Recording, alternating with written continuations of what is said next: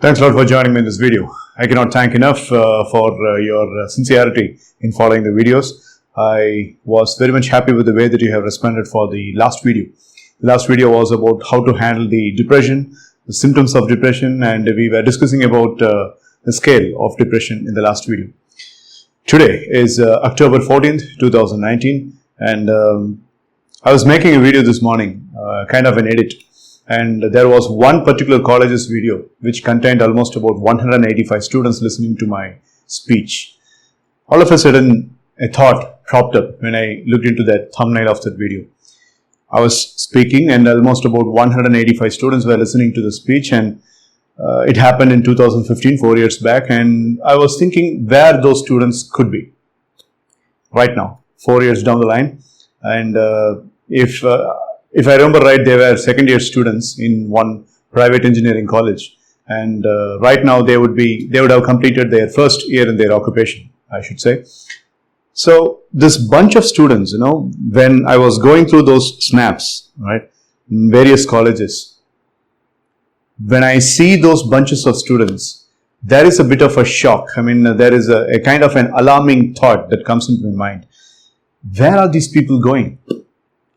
After their education, where did they go? Or the current people who are learning their college education in the colleges, where would they go? Do they really have a plan?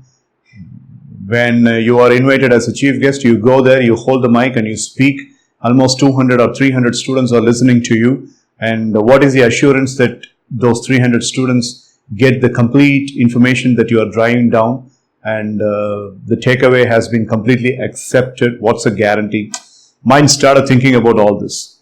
And it started thinking about the level of success indicator measurement that I will have to make with those students. You give a speech of about 4 hours, or you conduct a couple of days of workshop for them, skills workshop for them.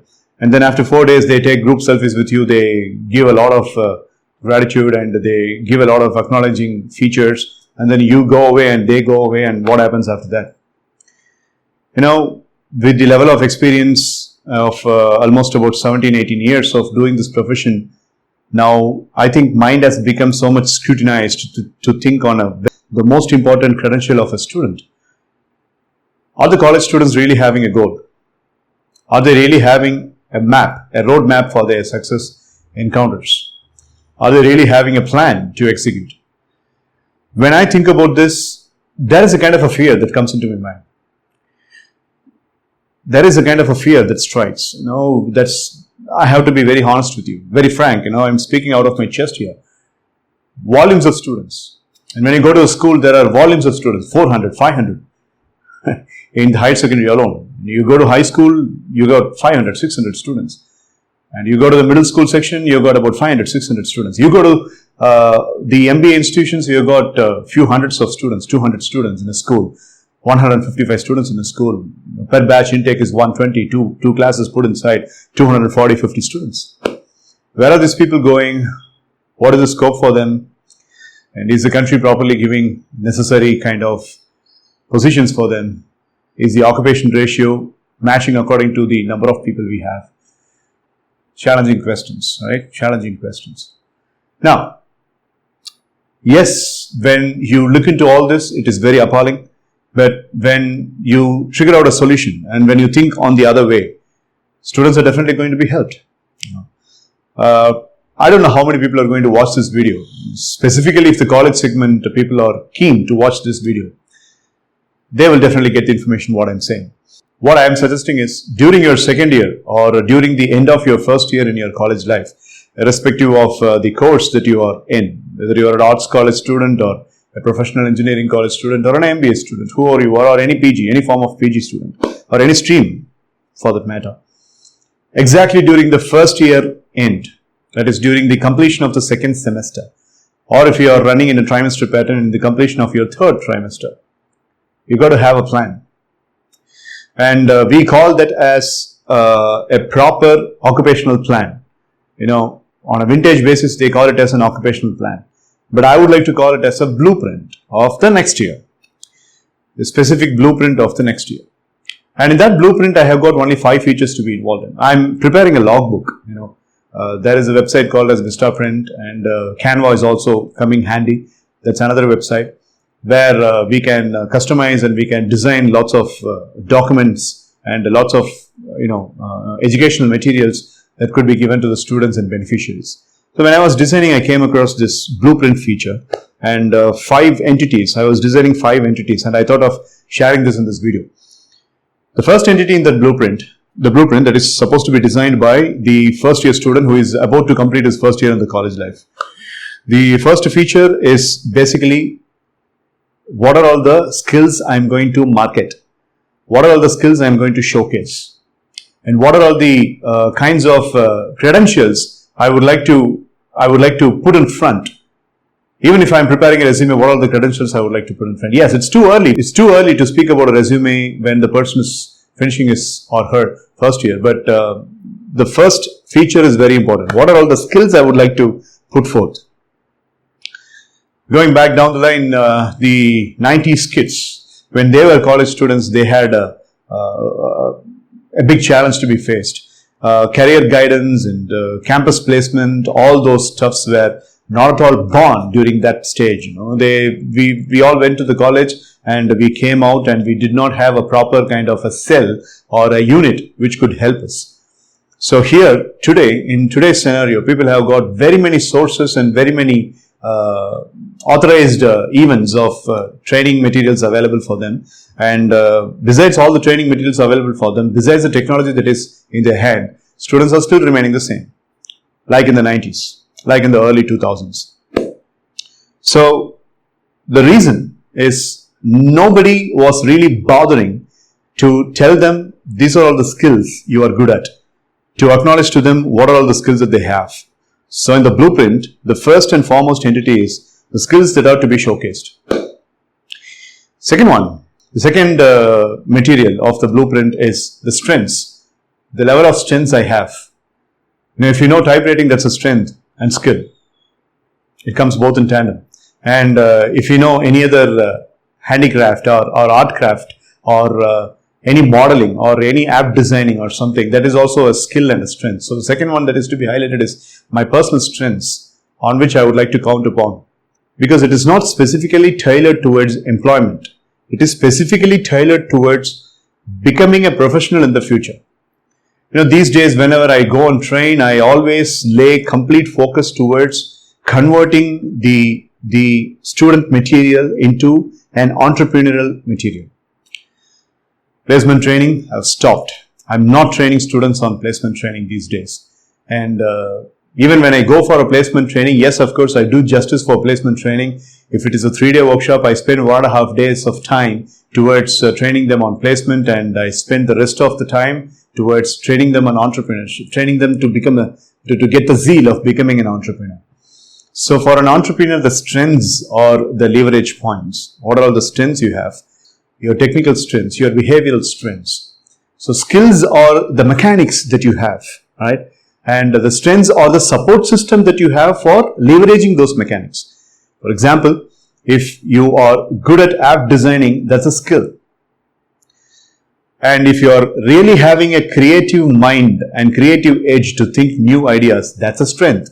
So this app designing and creative ideas, this skill and this strength have to go in tandem, hand in hand, for making a wonderful app, so that you can enterprisingly call yourself as an app designer. So the first entity in the blueprint is skills. The second entity in the blueprint is strengths. Third one is my personal favorite. My failure accommodating plan, or my failure adopting plan. How am I going to adopt my failures? How am I going to adopt my setbacks? How am I going to face when somebody is really harsh on my face and say that my strengths and skills are definitely not sufficient for the current existence of the market? How am I going to get emotionally strong to handle that? And when things are pushing me to the bottom, and how am I going to get out of that? How am I going to raise out of the bottom that I've been pushed on to? So the third and most important one is the level of alternative, the failure learning mechanism and the failure adoption plan. For each skill, the person should have a failure adoption plan. Because every single skill that you have is on a degree basis is more in somebody else. If you've got one particular skill to the metric of 35%, somebody else is there in the market who holds the same skill for about 75 or 85%. Right? So you are always falling short. So there is a big probability of becoming failed. Apart from the psychological guidance I give to the students that you have to be having the realistic thinking, you have to visualize well, you have to have the theater mind technique. All those therapies aside, but let us speak even more realistic. Besides doing all those therapies, nature and the timeline is definitely going to have something else in store. So you got to be ready for that also. So the third one is failure adoption plan in the blueprint. Because when you have the failure adoption plan, you become a game changer. You are a best game deliverer, but when you are having a failure adoption plan, you become a game changer. All right.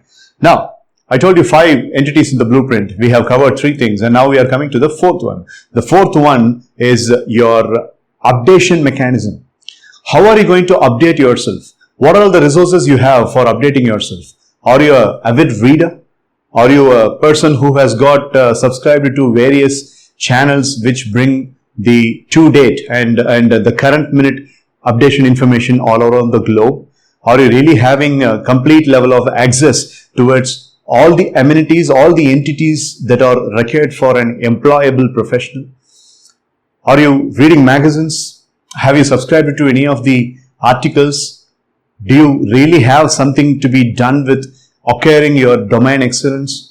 If you are a commerce student, or if you are that mechanical engineer, or if you are that genetic engineering student, are you really focusing on the domain excellence features? Are you spending at least 2 hours in your living span of a day towards enriching your domain excellence? So this is called as updation mechanism. How are you going to keep yourself updated? Because every minute, today with this modern age technology, we are blessed to have minute by minute updation. I read one of the book, Everybody Communicates But Few Connect, written by John C. Maxwell. He says, every 5 minutes, that book was from 2017 edition. But if you check the latest edition, that 5 minutes has to be revised. Every 1.5 minutes, somebody is trying to grab your attention. Every 1.5 minutes, every 90 seconds, somebody is trying to grab your attention. In your phone, in your laptop, if it is connected to the Wi-Fi. If you have got your Apple Watch, if you got any other technological advancement which is connected to the internet, every 90 seconds you are being seeked by somebody around the globe. Attention seeking. Right? They try to connect. Are you really making use of that? Or are you falling prey for all the connections? And some people spend a lot of time. Now, so many of our brain is being conditioned to look into the smartphone every second minute. Every second minute we take our phone out of the pocket and we see for notifications. Put that back into the pocket. In the second minute, again take it up. Put it back into the pocket, again take it up. Put it back into the top pocket, again take it up. This is what is happening because the brain wires have been conditioned. Because the smartphone, that 5-inch smartphone is what is ruling our life. In that case, you are actually falling prey for that technology. But you know when to use the mechanism, you know when to use the advancement, you know when to gather the technological information from that smartphone and when to gather the information from the internet, then I think you are the administrator of your own modern age technological equipments. I want you to be like that. So that's the 4th thing is all about. Updation mechanism. How do you update yourself? Right? If you go to the YouTube channel, you fall prey. All the subscription channels, non-subscription channels, channel recommendations, everything comes and holds you around your body and you're not able to come out of it. 11 o'clock, the break strikes and the student comes out of the classroom and the student takes the smartphone and he or she looks into the YouTube or any other notifications and the person is not able to come out and get back to the class in the span of 10 minutes. It takes at least 25 minutes or 30 minutes for a person to come out of this notification mania. You cannot call yourself as a person who is very much updated if you are having that disease of plunging into the smartphone for about 30 minutes just for the sake of seeing the notifications. When I get into my smartphone, when I get into a particular app, I know what I am looking for. And when these deviations and distractions come, I know how to filter. But at my age, if I have that clarity, I don't have that clarity, that doesn't make any difference. But as a college student, if you have got that clarity, that makes huge difference. Huge difference. So, when you take the phone, and when you spend about 20 to 25 minutes, hypothetically speaking, if you're a businessman, or if you're a person who is in the leadership position of your occupation, and there are about 15 to 20 people who is working in your subordination, and if you've got this practice, then your subordinates are going to do the same, and you are drawing the corporate sin that you have contaminated the minds of 15 subordinates. I don't want you to do that. I don't want you to be such a person. I'm speaking about this in the year 2019, and who knows how this is going to be aggravated in 2023, 2025, when you are 23 or 25 years of age. At the age of 17 and 18, you have got this suffering, and just imagine how you are going to suffer even more at the age of 25, 26. But if you are exercising proper self-control, and if you have got a proper blueprint planning of your life, I think you can escape all these adversities. So that's the fourth thing. How am I going to update myself, and how am I going to keep away from the distraction? Fifth and final one, my emotional mastery. My emotional mastery. What am I going to do in the next span of? Remember, I told you in the beginning of the video that you are supposed to do this at the end of your first year. If you're an arts college student, you've got 2 years left, and if you're an engineering student, you've got 3 years left.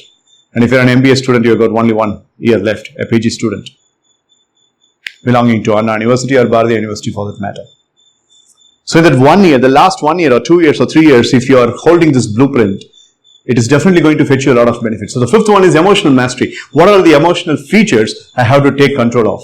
I have to take control of my anger. I have to take control of my fear of failure and fear of future. I have to take control of my jealousy. I have to take control of my comparison mentality. And I have to take control of my falling short, selling short mentality, demeaning myself, and plenty of other emotions, human emotions. Well, we will have a separate video for talking about negative human emotions on a psychological standpoint, but this is a career-based video, so I'm not going to spend too much of time on that. There's a fifth and the final feature in your blueprint is you need to have the emotional mastery things. How am I going to take control of all these negative emotions, and what am I doing towards it? Am I really watching any video, or am I putting myself into any program so that I can get out of all these negative adversities, negative emotions? How are you going to control your anger, which is abundantly aggravated during teenage, during the college age? And how are you going to take control of your fear of failure and fear of future? So, if you got to work on all these areas, the first one, the skills, second one, the strengths, third one, the failure adoption plan, fourth one, your resource for updation, and the fifth one is emotional mastery adjustment. So if these 5 things in your blueprint are taken control over, and if you've got a separate logbook for that, and if you keep on entering, okay, fine, so go for an app or something, go for an organizer column or something, so that you can keep track of all the 5 things, how you are advancing in these 5 things. Work on these 5 things. If not for 1 year, at least work on this for the next 1 month. If you need more details about how to work on it, or if you need a kind of a counseling session, you can always call me. I'm just 1 text away. Or there is an email ID in this description. So go to the email ID and just drop a mail. I'll talk to you. But you people are smart enough to understand, even if it is in a thumbnail version. You know, YouTube video makers like me are really afraid of making videos even more than about 30 minutes or 40 minutes. Today, nobody is watching a 30-minute video. The analytics really gives me the proper ideology that people are not watching a particular video beyond 6 minutes. The iPupil capture is only for 5 minutes and 23 seconds. But I'm not a guy who settles down according to the people. I mean, I'm not a person who cuts down the finger according to the shoe's size. If you're badly in need of success, then you will have to watch your video resource completely. You need to spend time. And that's why, if you notice in my YouTube channel, you will see all the videos going at least 25 minutes or 30 minutes. I don't cut down my information just because the students are not willing to watch more than 6 minutes. No. I cannot, or I will not reduce the quantity just for the purpose of the interest creation.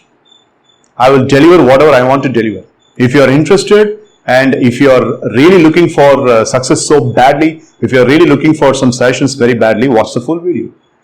If you don't watch, I have nothing to lose, but you have everything to lose.